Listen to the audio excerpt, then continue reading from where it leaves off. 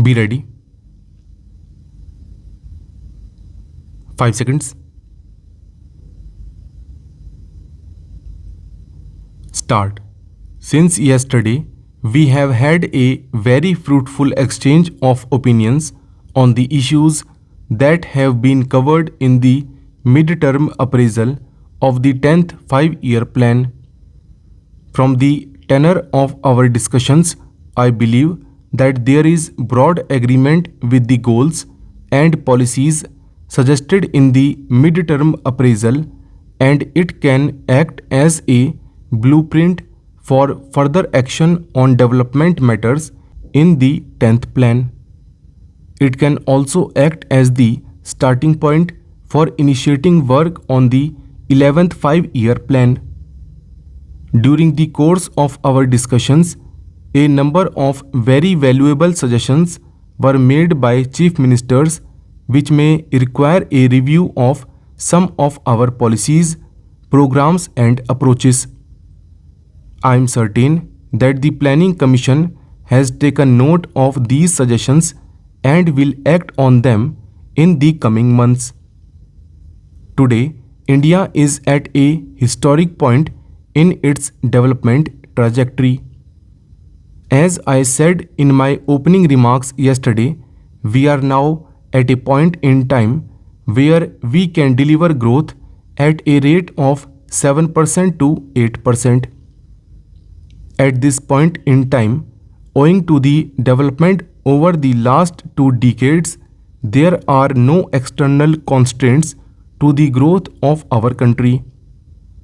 It is very much in the realm of possibility for this country to become a prosperous nation, rid of the perennial problems of poverty, ignorance and disease.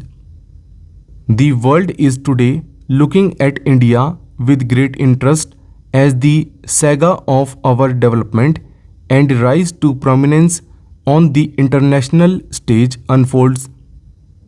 Rare are such moments in history when a nation suddenly captures the imagination of the world.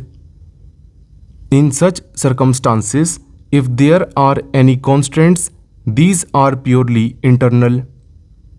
Our success in living up to our potential depends solely only on us. No external force can be blamed if we do not rise up to everyone's expectations. Therefore, it is incumbent on all of us in this august gathering to ensure that we realize this potential. It is this vision of a resurgent India that must guide our actions while discharging our duties. As I had said earlier, the environment for India's development has never been as favorable as it is now. The challenge before us is to combine the economics of growth with the economics of equity and social justice. Another thing I want to say is that we want an ideal to be set up for the nation. It is only the performance of this august body which can set an ideal or an example for the people to follow. I do not say that people who have no respect for law and those who have committed any offense should be saved or protected. But then it can be done only by utilizing the funds of the people collected from the people in a proper manner so that we can positively make progress. For this purpose, I would request the Honorable House that if some amendments to the rules of procedure are necessary, we must think of it and we must make the principles and the rules such that the House is not disturbed and no disturbances are created every day and our time is not wasted. Another aspect to which I would like to draw the attention of the Honorable House through you is that economy is one of the most important factors and economy has to be affected by us also. I was reading the Comptroller and Auditor General's report for the year. I find that crores of rupees have not been utilized for years together. During the period, a leader of the opposition party was Minister of Industries. What was done has to be looked into.